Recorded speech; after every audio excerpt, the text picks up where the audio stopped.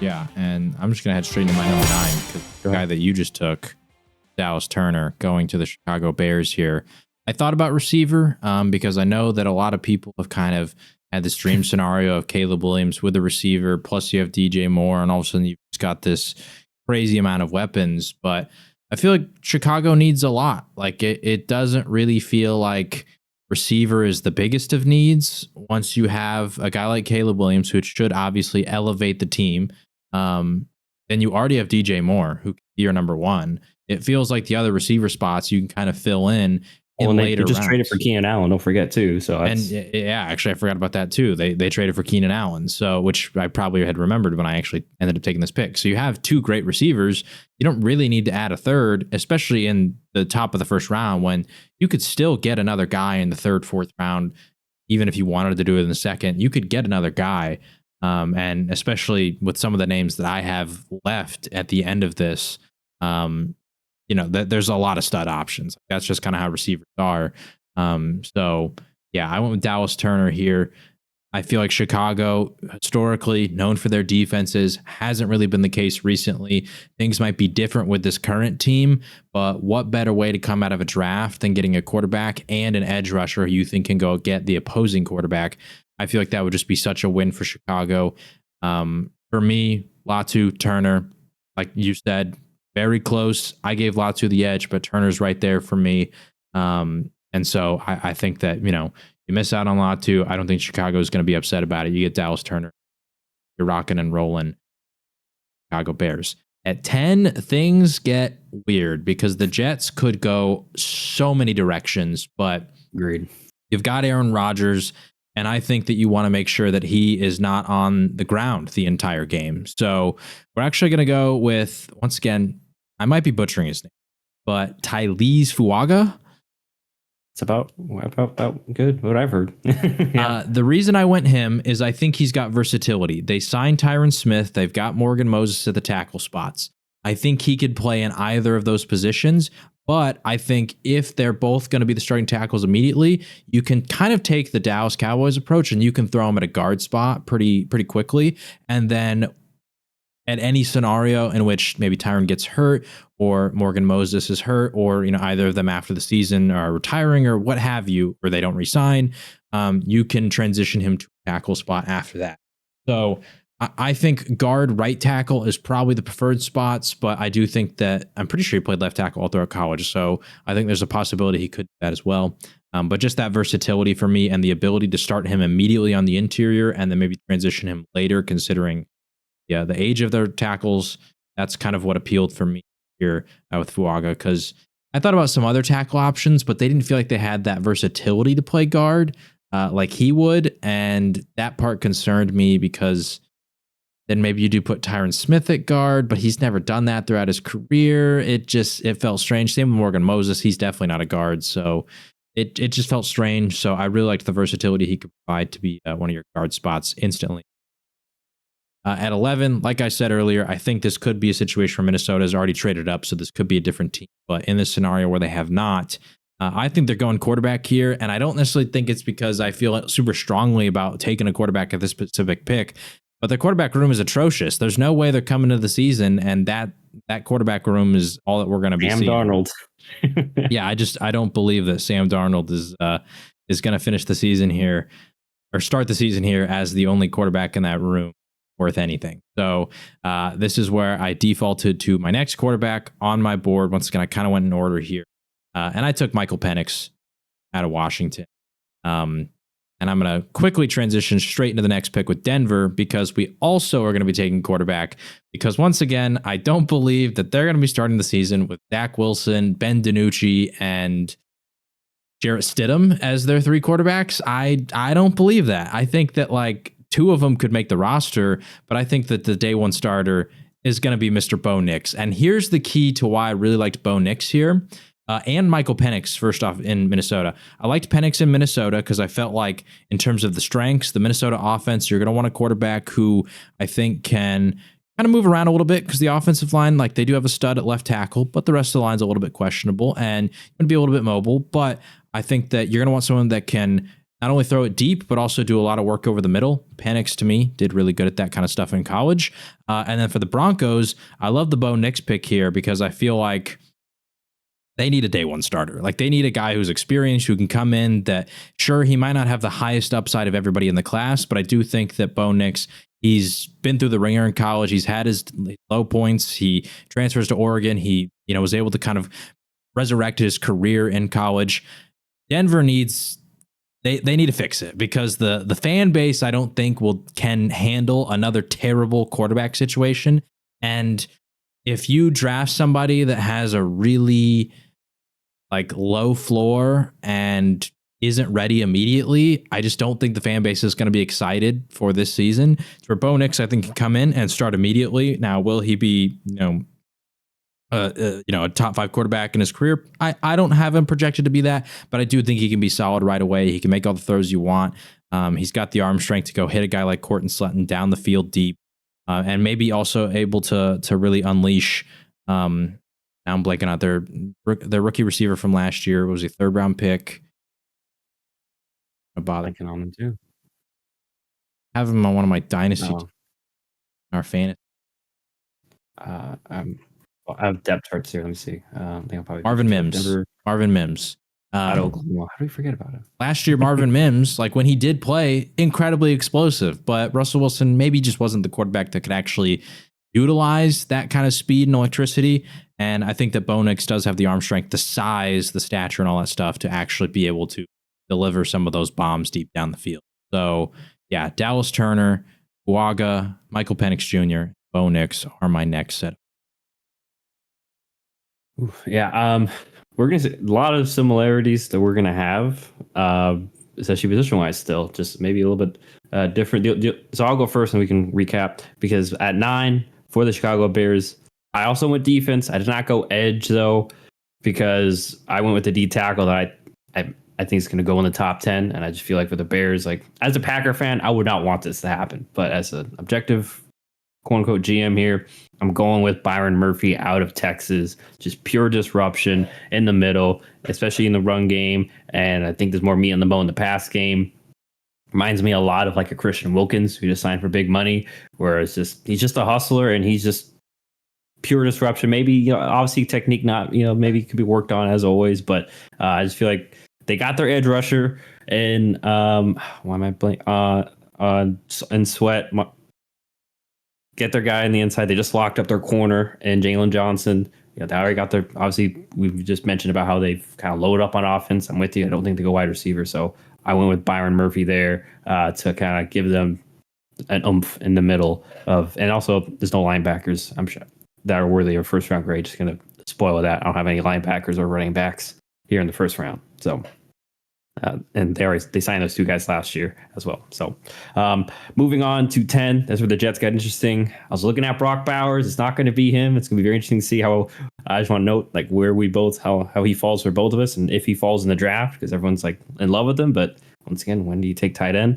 So I'm with you, though. I think the Jets make the safer, smarter long-term and short-term pick but I go with a different lineman. I'm going with tackle Troy Fontenot out of Washington. I think he's just a better tackle prospect than Tyrese Fuaga. I love Fuaga at guard. I think Fuaga's going to be a great at guard. He's one of those guys. And it's funny you put him there, too, because I kind of comped him to Elijah Vera Tucker, who is already on the Jets. Yeah. A guy who's really good at guard, can play tackle if necessary, and I see why. But yeah, I think for Fontenot, wouldn't be shocked if he plays probably a guard, maybe at the beginning of training camp, and then hopefully Tyron Smith and Morgan Moses hold up, like you mentioned, especially Tyron Smith. If injury comes up, they can move Fontenot or whoever about to tackle, figure that out, and then hopefully Elijah Tucker comes back, he fills in at guard and or center or whatever, and that'll work out.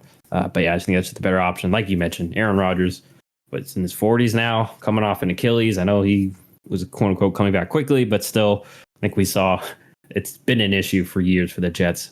Address the offensive line to protect whoever the heck you have back there, Rodgers, Wilson, whoever. So that's who I have at 10 for the Jets. And I did follow in your steps here, but very interesting. We chose a different prospect here at 11. It's where I went JJ McCarthy, so kind of following my board, like you mentioned, out of Michigan for the Minnesota Vikings at 11. Just he's already, JJ McCarthy is where I went. So yeah, I mean, very good. That's where I went for the Vikings. He's already kind of, I think you passed him, but he's yeah, like I mentioned in our breakdown before, like he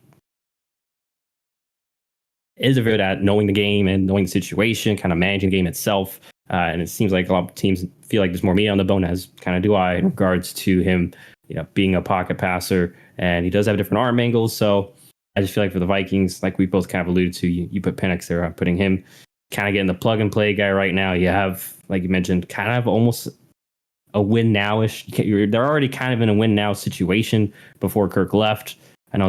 So I feel like they're going to try to at least stick in that conversation with McCarthy. And yeah, we'll see how it goes. But yeah, I think I won't be shocked if they trade up and this is a different person here or a different team. But at 12 is where I was in agreement with you. I went Bo Nix out of Oregon. Just once again, from what I've been reading, and I agree to, I like Nix as well for all the reasons you said. He is definitely a higher floor guy for Sean Payton. I feel like he can definitely run that offense maybe better than Russell Wilson. I feel like, because he's more of a better rhythm thrower than I feel like Russell was. Russell kind of resorted to more backyard stuff, and I think Bo Nix can do that. But like you mentioned, I feel like John, I think he'll be good in structure, and I'm sure Sean Payton will help him out there. And like you mentioned, Denver cannot go into the season with my boy Zach Wilson at quarterback. As much as I used to love him, you can't do that, especially like we mentioned in our group chat the other day about how our friend Darger brought up about how poor they've been at getting quarterbacks. Right. I mean, really just been Peyton and Elway, the past 20 plus years, and a lot of other fillers in between that have not worked out. Right. So, yeah, like I said, it's very interesting. We both were similar-ish, except for I went Byron Murphy at 9, and you went Edge at 9, and then obviously different offensive line prospects at 10 for the Jets, and then almost the same, like I said, for quarterback wise. But obviously we have our own different rankings, so we both put our own little twist on that. Yeah, I mean, like you said, it's very similar in terms of positions that we're attacking here. At number 13 for me with the Raiders, very similar reasoning to where you ended up picking him, and this is going to be J.C. Latham from Alabama. Got Colton Miller over on the left side. You slot Latham in on the right side. Boom, you're great. This is also somewhat of a reaction to the fact that the quarterbacks, for me, are a large part off the board. Like McCarthy's still there, so who knows? But it felt like 6 of my first 13 picks being QB felt a little ridiculous to actually be realistic. And also, I've given my takes on how I feel about McCarthy, so he doesn't come off the board here. The Raiders end up taking J.C. Latham at tackle. Shore up the offensive line. Your tackle spots are set. Boom, you are good. The Saints, another team, could use a lot. This is where I have Byron Murphy slotting in. You reinforce the middle of that defensive line. You get another guy that can kind of help out Cam Jordan on that defensive side of the ball. He's a game wrecker. And I feel like that New Orleans, they've kind of tried to address the defensive tackle spots throughout the years, like Sheldon Rankins comes to mind, but haven't truly been able to find that consistent difference maker. And I feel like Byron Murphy is that guy that can do that for them moving forward. So yeah, I have him going off the board here at number 14. At number 15, and this is actually one of my favorite picks of the draft, I got the Indianapolis Colts finally addressing this terrible secondary, Quinyon Mitchell. I think that he's the best corner in the class. I think that he's a stud out of Toledo, and I just feel like the Colts, their secondary sucks so bad that they have to do something about it. Their secondary has been really poor for years now. I thought there was a couple different options they could have gone. I didn't like the receiver spot just because I do think they have a lot of investment at receiver recently, even though PFF here has that listed as a need. Got Pittman. You've got, I'm blanking on his name, the guy they drafted last year. Well, they have Alec Pierce, but the guy they drafted Josh Downs. Josh Downs, yeah, who I was really high on in last year's class. So I like the receiver room, and with their secondary just consistently being bad, the way that they're going to want to play football next year with Richardson and Jonathan Taylor is very run heavy. And what better way to, sort of complement that style by beefing up the defense? I have Quinion Mitchell at Toledo going at 15. And then we got Seattle. This is one that I struggled with for a lot because I thought about maybe pulling a linebacker, but then it felt like there was a reach. I kind of agree with you. Didn't feel like there was any linebackers that felt worthy of the first round. I thought of going offensive line, but it felt like a lot of the offensive linemen that I felt comfortable with here, as you can see, some of these guys were all tackles, and I don't think they need a tackle. It felt like they needed more of an interior guy. And, if Uaga was still here, then maybe I would have had him slotted in this spot. But ultimately, I ended up going with somebody to help out on the defense because you've already got a lot of offensive weapons. You've got your 2 running backs that you've drafted. You got, DK Metcalf and Jackson Smith and Jigba. You've got your 2 tackles. Like, your offense feels largely set. For the defensive side of the ball, a lot of holes over there. And so I ended up going with someone who I actually think is a little bit underrated. I think I passed him. I think he's a little bit underrated, and that is Jared Verse out of Florida State. Production was actually last year, I'm pretty sure, better than Dallas Turner's, but I don't feel like he's really getting the respect. And I do have Dallas Turner graded higher than him in the class, so I'm not going to act like the production is everything, but I don't think it's as big of a gap as I see some people saying. It feels like Jared Verse in a lot of mock drafts that I've seen is falling more into like the mid to low 20s. But I think that he can be a game wrecker, and I think that Seattle needs somebody like that. So they add an edge rusher, and got him across from Boye Matafe that they drafted last year, 2 years ago. Boye Mafe, yeah, Boye Mafe, and there you go. You've got 2 studs on the defensive line and rocking and rolling. So that is my next set of 4: Latham, Byron Murphy. I like the Latham pick, by the way, just because it does fit kind of the Antonio Pierce like old school mantra that he's trying to reinstill with the Chargers, with the Raiders, and then Byron Murphy. Yeah, like obviously the Saints, their defense has been getting older and older and aging. Yep. And unfortunately, they've missed on a couple of guys in recent years. It just feels like they're kind of in a prime spot to get a blue chip prospect. And I already kind of gushed about how much I like Byron Murphy. So yeah, I think that would be great for them. Mitchell, I like I think it would be a great fit. I like it. And I think you'll see in mine though. It's one of those where it's like, man, the Colts, they just always ignore it. And I just feel like because they run that Seattle scheme where they're very zone heavy. So I just feel like maybe that's something they don't prioritize. But like I said, I'm with you though in the fact that I like Quinion Mitchell as the top cornerback prospect in this class. And then Jared Verse, he was on the slate. He would be third for me too in terms of edge. So I love the thought process there. But anyway, I'll say this before you move on. No, I am really scared that Philadelphia trades up for somebody like. That's what I don't want to happen. So it's funny. Could be me projecting, because like you said, I didn't actually really take into account like the Colts' specific wants and needs. I literally saw, I got to this spot. Byron Murphy's gone. Like some of the other guys that I thought could have fit here, they're gone.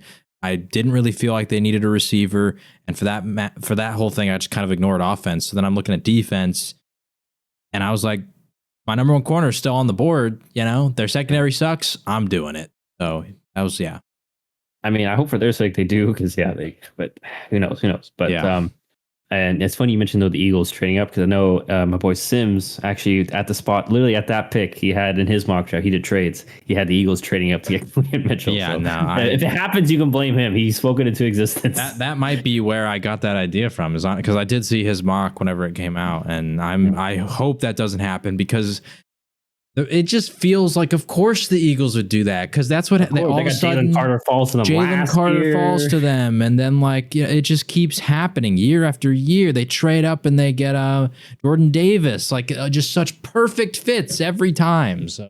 Or they find some guy late like Jordan Mailata who ends up being a stud. And great. Anyway. Have I forget their Cam Dickerson falls to them in the second round. Right, ends up being great, and so. Yeah. Anyway, going back. So for me, starting back at 13, I know you mentioned you're scared about having 6 quarterbacks in your top 13. I didn't really take that into account, but I didn't care. This is where I have Michael Penix going. It just feels like for the Raiders, like you alluded to with the Broncos, like you're gonna go in with. I know he was solid at the end of the year, but I just don't think he's a franchise guy, especially considering that the Raiders kind of have some holes.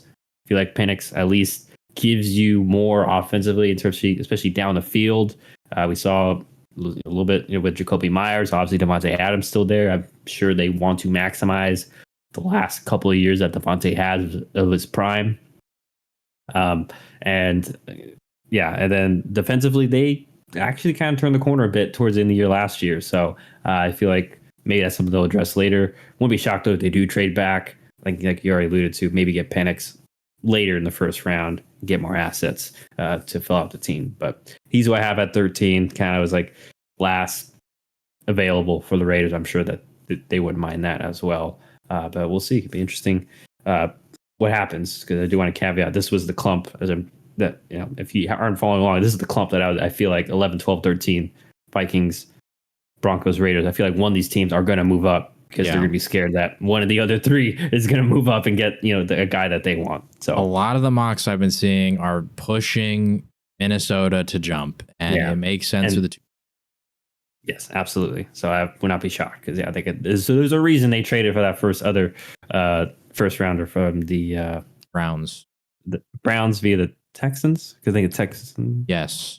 Texans had it was technically Texans. It was through the Watson trade. Yeah, you're right. Yeah, it's the last piece of the Watson trade. So it'd be interesting to see. But anyhow, moving on in the mock to 14 to the New Orleans Saints. I felt the same way. Went defensive tackle, but I went with obviously I don't have Byron Murphy on the board, so I went Jerzon Newton out of Illinois. I just feel like he can be a really good clogger for them. Just be, like you mentioned, maybe just a very good staple on the inside, so that maximize a little bit more Cameron Jordan's end of his years, and maybe get more of some of these other edge rushers, or in the future, maybe you have to draft edge rushers that way. But yeah, very just staple pick, and Dennis Allen, defensive head coach. So there's that. And they could go offensive line there, but they already went with Petting, last year, the year before? Just feels like do you want to double dip again? And and just keep going back to the well there. I'd feel like it's a little too soon, maybe in the second round or later for the Saints. So anyway, like I said, defensive lineman Jerzon Newton from Illinois there. And at 15, I already kind of alluded to it. I'm not going corner, even though I do agree their biggest need. But I feel like, once again, like you said, we've been saying this for like 2-3 years now, and they just have not done it. So that's why I gave them Brock Bowers. This is where the Brock Bowers fall ends for me. A tight end that he's mainly going to be a passing threat, but he's pretty solid run blocking. He at least knew the concepts, put the effort. He didn't always dominate like some of these other guys, but I think he can be at least a solid blocking tight end, open up their play action game, give Anthony Richardson kind of a safety blanket in the short to intermediate area, and kind of be, I'm not gonna say he is this, but like he has some qualities of a Travis Kelce, but kind of be that kind of guy that can eat up zones, or off schedule can get open and be the big target for Anthony Richardson and company and the Colts. So that's where the Brock Bauer fall ends for me. And then 16, the Seattle Seahawks. It's very funny you mentioned him, because that's where I have Tyrese Fuaga, West Coast guy, not that far. And like I mentioned, a road grader. It just feels like, especially with Mike McDonald heading there, coming from the Ravens, and he's a defensive head coach, going to want to probably run the ball, address the offense, beef up that offensive line, because I'm sure he made it work with less kind of with the Ravens, especially the front seven last year with some of their creative zones. So it feels like they may do it here. And like you mentioned, there's no linebacker to really take at this point. So beef up that offensive line is where I went.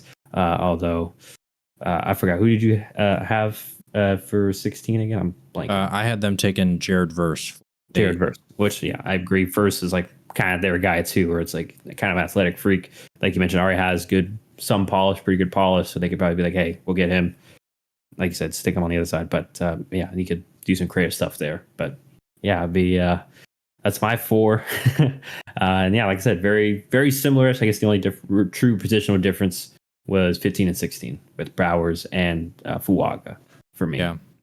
Fuaga, I mean, I mentioned it. I love the pick. If he was on the board for my draft at that point, probably would have taken him. Because like I said, Verse, I struggled for a long time before actually ended up selecting him at that spot. Yeah, it felt like if you really want to make that offensive line a true force, you add a guy like Fuago at guard, like they would be. And then that running back duo, you could heavily rely on them throughout the year because you have one of the best offensive lines in the league. So I like that pick. Michael Penix, I feel like that'd be a very big Antonio Pierce pick. Like Penix feels like a tough guy. You know, he's a good type. Yeah, good leader, underdog type, moxie. Like he can take hits. He's gonna leave it all out on the field. Like that feels like a Pierce type of pick. So I like that one. And then, you know, Bowers with the Colts, I could actually see it happening. I could definitely see it happening because got Anthony Richardson. He showed promise in the limited amount of games that he had last year. So if you don't want to address it by getting a receiver, then why not just go get, you know, the most dynamic tight end in the class and go, like you're good to go. So he can be a complement to those receivers as opposed to potential threat of maybe taking playing time away from one of the other guys that you've got. So yeah, I like that a lot.